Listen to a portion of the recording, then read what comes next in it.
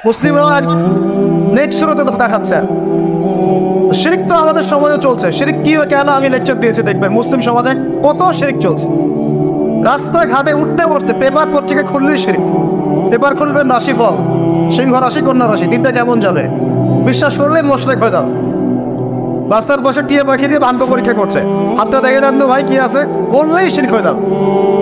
আঙ্গি বিক্রি করছে, আঙ্গি পড়লে রোগ ভালো হবে, হাতে দিল রোগ ভালো হবে এই উদ্দেশ্যে মোশরেক। হাতে দিয়েছে রোগ ভালো হবে, আমার ডায়াবেটিস ভালো হয়ে যাবে, বিসমিল্লাহ, ব্যাস মোশরেক না বুঝেন। এই আকীদা নিয়ে পড়লেই মোশরেক। মুসলিম সমাজে অহরহ শিরক আছে। বাসায় মা বোন যারা আছে অনেকেই দেখা যায় চুল আসতে চিরুনি পরে গেলে বলে আজকে মেহমান আসবে। কি আসবে আজকে?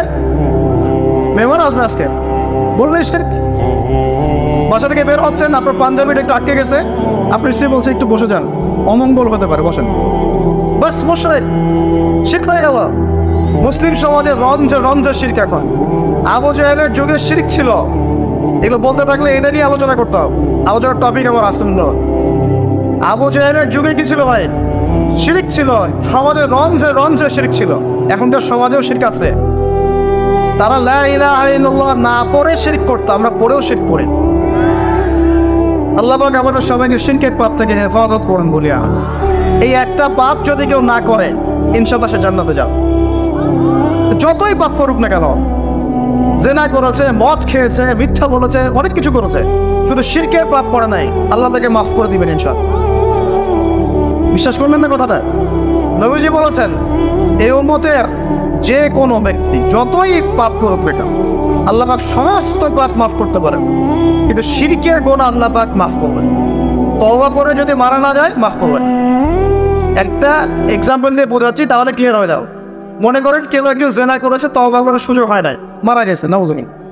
এখন আল্লাহ পাক কিয়ামতের মাঠে এই জেনার পাপটা মাফ করে দিতে পারেন, যদিও সে তওবা করে নাই। আল্লাহ পাক এই পাপটাও মাফ করতে পারেন। কিন্তু একজন ব্যক্তি শিরক করেছে, তওবা করে নাই, কিন্তু এই অবস্থায় যদি কাল কিয়ামতের মাঠে আল্লাহর সাথে সাক্ষাৎ করে, আল্লাহ তার গুনাহ মাফ করবেন। এই শিরক আর অন্য পাপের এই হলো পার্থক্য। তাহলে সবচেয়ে কোন বিষয়টা থেকে আমাদের বেঁচে থাকা উচিত ভাই? শিরক কি ও কেন, একটা বই পাওয়া যায়, কিনে নেবেন। কিতাবুত তাওহীদ একটা বই আছে, পড়ে নেবেন। কুরআন সুন্নাহর আলোকে বিশুদ্ধ আকীদা এরকম অনেক বই পাওয়া যায়। আর আকীদা সংক্রান্ত একটা অনবদ্য বই হলো আল আকীদা আত তাহাওয়িয়া। এই 4-5টা বই পড়লে আপনার শিরকের কনসেপ্ট ক্লিয়ার হয়ে যাবে। আল্লাহ পাক আমাদেরকে পড়াশোনা করার তৌফিক দেন। এবার আসেন, আবু জাহেলের যুগে ছিল সুদ বোঝেন কিনা? 100 টাকা দিলাম, 105 টাকা দেওয়া লাগবে। 1 লাখ টাকা দিলাম, 1,01,000 টাকা দেওয়া লাগবে। 1,01,000 টাকাও যদি দেন, ওই 1 টাকাই সুদ। সুদ তো আমরা বুঝি না। এখন তো পেপার মানির মধ্যেও সুদ আছে, ইলেকট্রনিক মানির মধ্যেও সুদ আছে। সামনে একটা আসবে অচিরেই ক্রিপ্টোকারেন্সি, বিটকয়েন, ওটার মধ্যেও সুদ থাকে। আর সুদ ভিত্তিক ইকোনমিক সিস্টেম দিয়ে পুরো বিশ্বটাকে অক্টোপাসের মধ্যে পেঁচিয়ে ধরা হয়েছে। মানে এটা যদি ওয়ার্ল্ড হয়, এটাকে চেপে ধরছে এভাবে, সুদ দিয়ে এভাবে চেপে ধরছে। আপনি বেরিয়ে হইতে পারবেন না, কিন্তু বের হতে পারবেন না। যারা যে মার্শাল আর্ট প্র্যাকটিস করে ওরা জানে কিছু লক আছে, লক মানে যখন 1-on-1 ব্যাটেল হয় রিংয়ে, যারা বক্সিং খেলে, মার্শাল আর্ট জানে, রেসলিং খেলে, এরা কিছু লক করতে পারে। লক মানে কিছু মারবে না আপনাকে, জাস্ট লক করে রেখে দিয়ে নড়তে পারবেন না, বুঝছেন? তো এরকম লক করে রেখে দিচ্ছে পুরো বিশ্বটাকে। এখন সুদ, বেরোতে পারবেন না। বেরোতে পারবেন কোথায়? যদি মনে করেন আপনি খুব এই যে গ্রামে বাস করছেন, এখানে সমাজের লেনদেন করেন না, নিজে চাষবাস করেন, নিজে খান, তখন আপনি হয়তো বেঁচে থাকতে পারবেন। মার্কেটে গেলেই সুদে পড়তে হবে আপনাকে। এটা কি পসিবল? একা থাকা সম্ভব? অতএব সমাজে থাকতেই হবে। এখন সমাধান কি? ফাত্তাকুল্লাহ মাস্তাতা, একদম সাধ্য মতো আল্লাহকে ভয় করেন, সাধ্য মতো আল্লাহকে ভয় করেন। ইচ্ছা করে সুদের সাথে সম্পৃক্ত হয় না। যদি অনিচ্ছাকৃতভাবে সুদের অর্থ চলে আসে, যদি জানেন এটা সুদের, ছেড়ে দেন, এটা ছেড়ে দেন। ওইটাতে পাবলিক টয়লেট নির্মাণ করে দেন, তাও খায়েন না আল্লাহর ওয়াস্তে। কারণ নবীজি বলেছেন সাল্লাল্লাহু আলাইহি ওয়াসাল্লাম, 1 দিরহাম যে ব্যক্তি সুদ খায় সে যেন 36 বার জেনা করবে। এটা সহিহ বুখারীর হাদিস, উলামায়ে কেরাম জানেন। যে ব্যক্তি 1 দিরহাম সুদ খেয়েছে সে যেন 36 বার জেনা করেছে। একবার জেনা করেছে, আপনি জানেন কথা বললাম যে কারো পরিবারের কোনো এক মেয়ে বা ছেলে জেনা করে ফেলেছে, নাউজুবিল্লাহ, আপনি ধরা পড়েছে এলাকার মধ্যে, মানুষ তাকে কি সম্মানের চোখে দেখে? ভবিষ্যতে সে যত ভালোই হয়ে যাক না কেন, ওর ঘরে বিয়ে দেওয়ার সময় মানুষ হাজারবার চিন্তা করবে, তাই না? তাই না বিষয়টা? মনে করেন একটা মেয়ে জেনা করে ফেলেছে, আল্লাহ না করো, নাউজুবিল্লাহ, এটা জানাজানি হয়ে গেছে, ওর ঘরে কি বিয়ের প্রস্তাব আসবে পরে? যদি ভালো হয়ে যায় তাও আসা খুব ডিফিকাল্ট। আল্লাহর মুমিন কোনো বান্দা যদি চিন্তা করে, আচ্ছা আগে পাপ করেছিল, মাফ চেয়েছে, তওবা ইস্তেগফার করেছে, আমি তাকে বিয়ে করব, সেটা আলাদা বিষয়। কিন্তু স্বাভাবিকভাবে কিন্তু সমাজ এটাকে গ্রহণ করে না। একটা জেনার ক্ষেত্রে আমরা এইভাবে মানুষকে দেখি, আর 1 দিরহাম সুদের বিনিময়ে আপনি 36 বার জেনা করছেন। আল্লাহ আমাকে হেফাজত করুন, আল্লাহ আমাদের সবাইকে হেফাজত করুন। দূরে থাকতে হবে, থাকার চেষ্টা করতে হবে।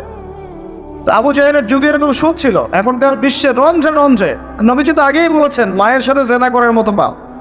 এই হাদিস তো জানেন আপনারা।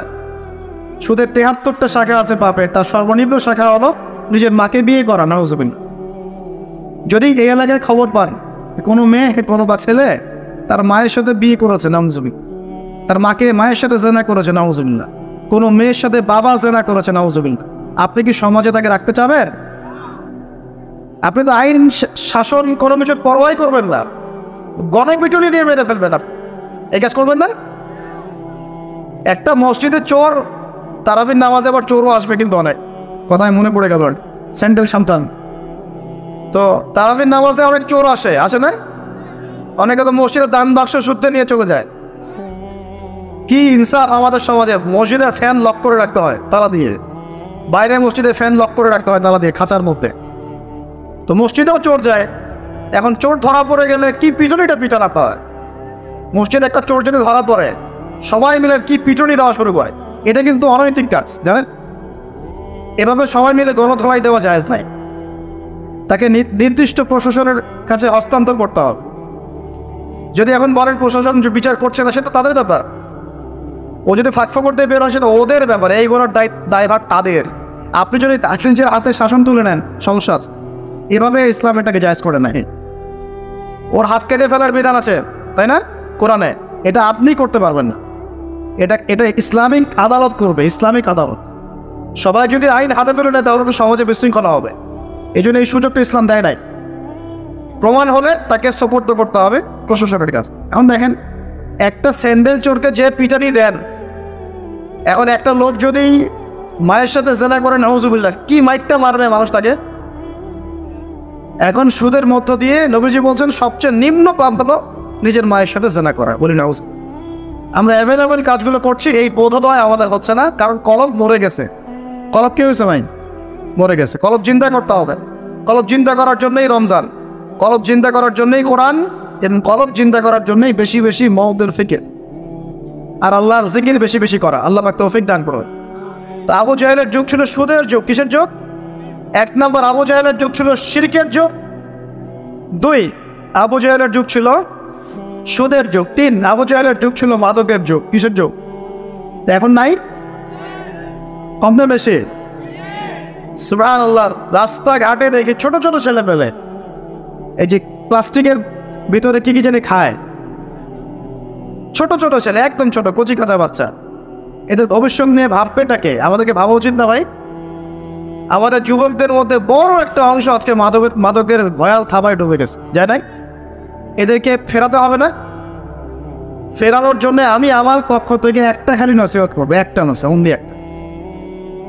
সারা দুনিয়ার মাদক যদি সেবন করো, তোমার মনের কষ্ট দূর হবে না। মাদকের কাছে গিয়েছে কেন? আমি বলছি কেন গিয়েছে জানেন?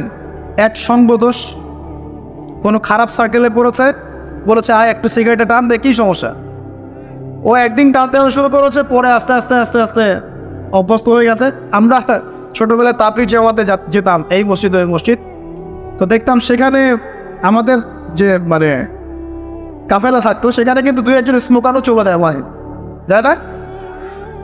সেহরি করেছি আমরা, সেহরি করার পরে আমাদের এক বড় হয়ে কি সেই নেশা, আমার সিগারেট কোথায়, আমি এখন কি খাবো, আমার সিগারেট কোথায়? তাবলিগ জামাতে। তারপরে মাশাআল্লাহ উনি তাবলিগ জামাতে গিয়ে আলহামদুলিল্লাহ এখন আল্লাহ উনি